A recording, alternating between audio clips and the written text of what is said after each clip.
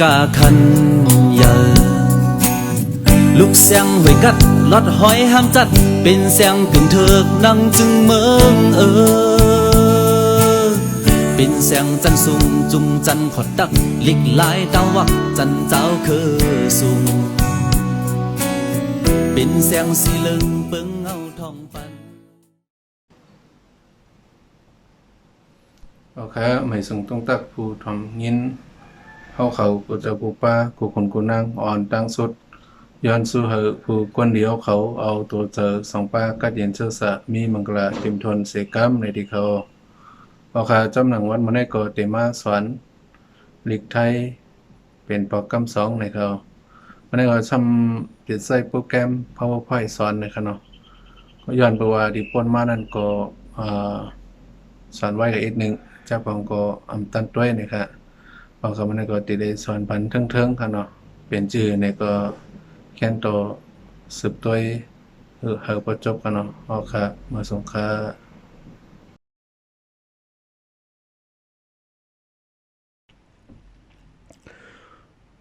สอนอ่านหลีกไทย EP 3รายการซบเมตตาก็ปันช่อง YouTube ก็ปันแห้งในที่เขาตัวแพทลิกไทยมีทั้งหมดอยู่8ตัวนะครับตัวแพทมันคณะไว้กับ1ในแม่กบในแม่กบก้าแพทใน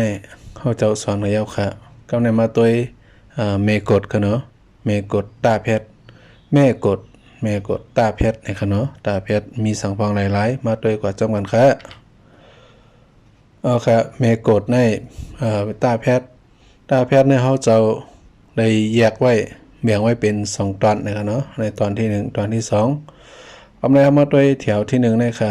ตัวดิกใต้ก่อนค่ะเนาะกัดกาดกิดกุดเกตเกียดอันในใต้เขาจะเฮ็ดขึ้นมาเอาค่ะกำลังมาตัวลิกไทยค่ะนะอันนี้กัดอันนี้ก็อ่านว่ากัดอ่านเสียงเหมือนกันไว้กับป้องสะกดเหมือนกันนะครับเนาะอันดังเหนือในเปิ้นห้องว่าไม่หันอากาศนะครับอันในห้องว่ารอหันนะครับเนี่ยรอหันรา2ตัวเนี่ยรอหันนะครับอันนี้กัดนี่ก็กัดค่ะอันนี้อ่านว่ากาดนะครับกาดอันนี้อ่านว่ากิดนะครับเสียงป๊อดกิดสระอีกิดอันนี้อ่านว่ากีดนะกีดนะครับเสียงยาวอีกหนึ่งค่ะกีดในกีดนะครับนี่เป็นกูดนะครับนะกูดนะครับอันนี้กุดอันนี้กูดนะครับเป็นสระอุนี่เป็นสระอูนะครับเป็น2เสียงค่ะเนาะใต้จะมีเสียงเดียวไว้ค่ะกับในมาตัวไม่เกตนี่ก็เหมือนกันค่ะเหมือนเสียงลิกใต้เกตอะไรซ้ำเกียดย้อนว่าในเป็นสระเอียก็ไก่แล้วก็ตาเพชรออกว่าเกียดนะครับอันนี้ลิกใต้ที่เขาเจ้าเฮ็ดมาในเป็นกาเลยะค่ะเนาะกาเลยะ ก็เป็นเกียดนะครับเกียดออกเสียงยาอีกหนึ่งอันนั้นมาตัวแถวที่2เป็นแม่กดเหมือนตัวในกำเหลืองนะเนี่ยอันไม่ในก็พอเขามาตัวสังเกตด้วยก็ต้องเหนือพอใส่ตัวนั้นเป็นไม่กัดป้อมใส่เอาเป็นไม่กดนั่นครับอันนี้ก็กวดนะครับเนี่ยกวดนะครับอันนี้ออกเสียงว่าจอมกวดตำรวจใจตัวแน่ครับใจตัวแน่กวดนะฮะอันนี้กอดก็กันนะฮะให้เป็นเกิดลุกนะฮะเกิดตัวนี้เกิดให้ซ้ำเป็นเกือดย้อนว่านี่เป็นสระเลยตาแพทย์นะเป็นเกือดจะมีเสียงจอมเกือดในขนออันนี้กึดเนี่ยมาไรฮะเสียงป๊อดครับเนี่ยออกเสียงกึดนะครับตัวให้ซ้ำกึดนะครับสระมันก็ออกเสียงยาวอีกนึงฮะกึดอันนี้เป็นแกดนี่เป็นสระก็ไก่เราก้าเพชรแกดนะครับก็ไม่ได้โตตาเพชรในยาวกว่ายาวนะก็ไม่ได้เข้ามาด้วยทางปัญหาลายป้องวิธีสะกดลายเพชรมันลายป้องโตมันในขนมเอาค่ะอันนี้เป็นไม่หันอากาศ อันตัวตั้งเหนือเนี่ยดีเฮาเจอบอกกรรมมากันค่ะนะเป็นไม่หันอากาศก้อยกะป้อมเตรียมตัวในจอมในซ้ำมันปดเต็กคอมตัวนี้มันนำขึ้นค่ะนะว่าพิมพ์สำคัญนี่แหละใส่ตัวนี้มาปั่นวันว่าไม่หันอากาศนะครับว่าเนี่ยนะคะนะไม่หันอากาศอันนี้เป็นรอเรือ2ตัวจอมกันนี่ก็เป็นว่ารอหันเนี่ยครับว่าเหมือนหนังว่าเป็นไม่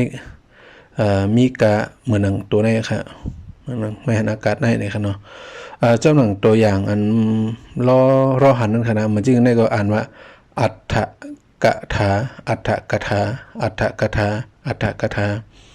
กำไตว่าอัฏฐกถาอันว่านค่ะอันนี้เป็นตัวแน่ครับลูกเด็กกำปาลีมาค่ะเนาะอันนี้ก็เป็นเหมือนจิกตัวแน่ค่ะรอเรือ2ตัวนี่มันต้องเรียกว่ารอหันนะครับเนาะกำในมาตัวสระลายปองตัวมันสระเอียดอเด็กสระเอียดอก็เป็นเอียดนะครับนะเอียดสระนี่อันนี้ก็เป็นอันลิกไทยจะได้เขาเจ้าเตรียมจำลิกไทยค่ะนะเตรียมจำเสียงลิกไทยอันนี้อ่านว่าเอียนะครับนะเลยอ่านว่าเอยาค่ะนะอ่านว่าเอียตาแพทย์ก็เป็นเอียดนะครับนะเอียดนี่ก็เมื่อไกลเป็นอันนี้เป็นกะก็เป็นเกียดอเกียดนะสระเอียนี่อ่านว่าเกียตัวนี้อ่านว่าเกียอ่านว่าจอนะอ่านว่าเกียนะเกียแพทย์ก็เป็นเกียรตินะครับอันนี้ตัวอย่างที่หันชัดๆที่หันแจงๆก็ตัวนี้ครับกายย่ายที่อ่านว่ากายเหยียดอะไรครับนะเกียรตินำเดียวครับอ่านไว้เหมือนอย่างอันนี้ครับตัวพอซ่อนกันนี่แปลว่าป้องว่าอ่านจ้อมกันครับเกียรติครับนะอันนี้เพราะว่าลายป้องตัวมันนะลายป้องตัวก็เอียสระเอียนั่นก็เอียดอเกียรตินะฮะก็เอียดอเกียรติก็เอียดอเกียรตินะครับเอามาตัวลายป้องตัวทางครับสระเอือมันกลายเป็นสระเอียอันนี้เป็นสระเอือดอเอือดสระเอียสระเอือดอเอือดนะมีที่ปองเก่าไว้ก็เพราะว่ามันมาซื่อๆในเป็นตัวมากำเร็วนั่นก็ได้เป็นตัวล่าครับเนาะรอเอือดอเลือดนะถ้าเป็นเสียงเลือดในกำเร็วละในอย่างไรเป็นเช่นไหนก็เพราะว่าตัวล่าเนี่ยมันเป็นตัวเสียงเต็มเลือดนะครับนะรอเอือดอตาเพชรเลือดนะกำไตว่าเลือดกำไตว่าเลือดนะฮะกำไทยว่าเลือดนะที่มีเสียงจำเลือดเลือดมาตัวดอเด็กดอเอือดอเดือด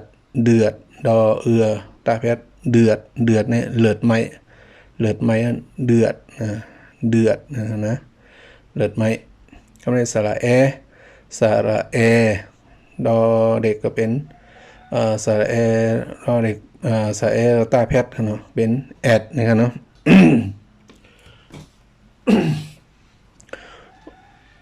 สระเอ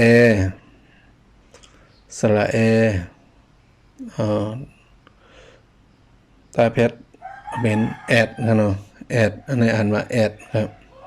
พอเฮ็ดตรงซ้ำดอดอแดดร้อนแดดร้อนแปลว่าแดดร้อนแปลว่าแดดไหมครับเนาะ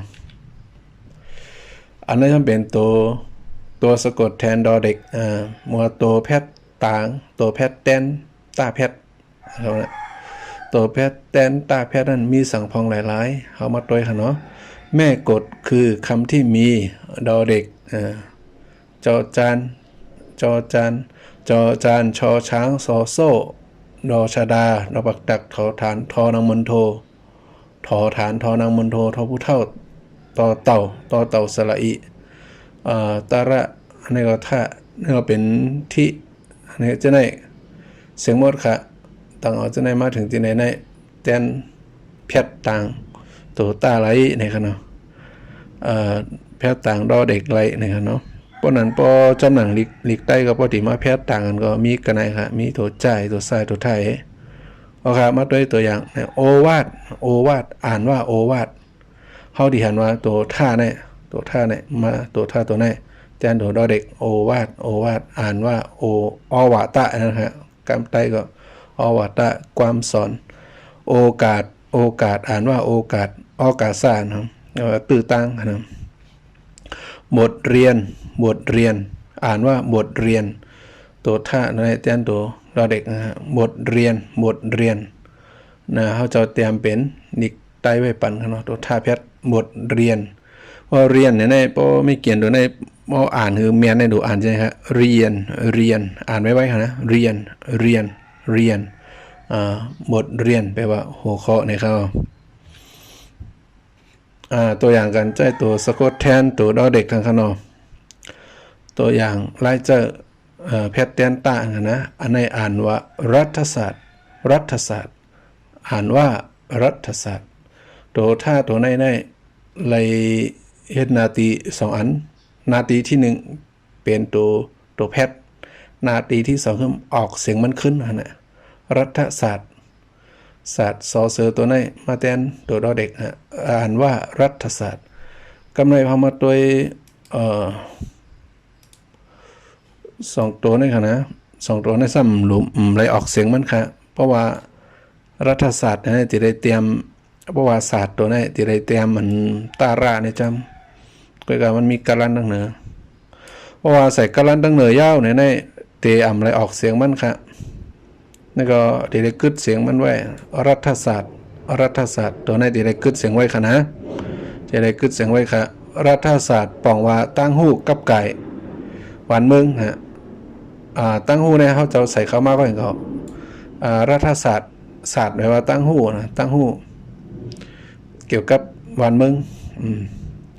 อันนี้ก็เศรษฐีมาด้วยทางค่ะเศรษฐีตัวนี้ในเศรษฐีตัวสอหรือสีนี่ก็เต้นตัวดอเด็กเนาะเศรษฐีไว้กับตัวสีสอมในดีโพดีมีมาจำก็ตัวซาลาเนี่ยซาลา2ตัวได้เป็นตัวเดียวกันนะอ่านมาเป็นตัวสอเสือค่ะเศรษฐีอ่านเศรษฐีอ่านว่าเศรษฐีนะเศรษฐีแปลว่าคนมีสัทถีตั้งมึงตกคงก็ว่าสัทถีเนี่ยก็ว่าสัทถีก็ว่าสัทเทก็มีผู้มักมีเนี่ยก็อะไรผู้มักมีเนี่ยเป็นตัวขยายมันเนาะเอาคำว่าด้วยที่อันเอกราชนะฮะเอกราชเนี่ยก็ไก่ตัวนี้เนี่ยเลยเฮ็ดนาที2เมียว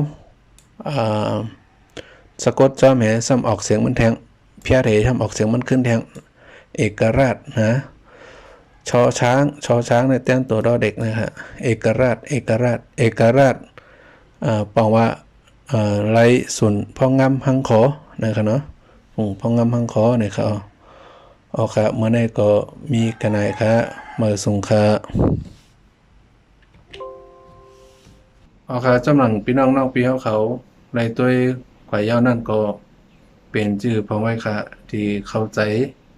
ที่ปองใจกันอยู่ข้างนอกตัวไงอยู่ข้างนอกใจโปรแกรมตัวไหนค่ะเป็นชื่อเนี่ยก็คือคอมเมนต์ว่าในข้างนอกใครคือสอนชื่อใครคือสอนเมียวเหลอเนี่ยก็บอกมาอะไรอยู่ข้างนอกเฮาเจ้าเตเข้าใจเสียได้เฮ็ดปืนเพเอากระแทงในเขาแกนต่อย้อนเฮาผู้ดีเรียน YouTube เดี๋ยวว่าดีมีอีเมลเขาจะนั่นค่ะเนาะคือกดไลค์กดSubscribe กดไลค์กดแชร์ปันพ้องหน่อยค่ะเอาค่ะไม่ส่งค่ะ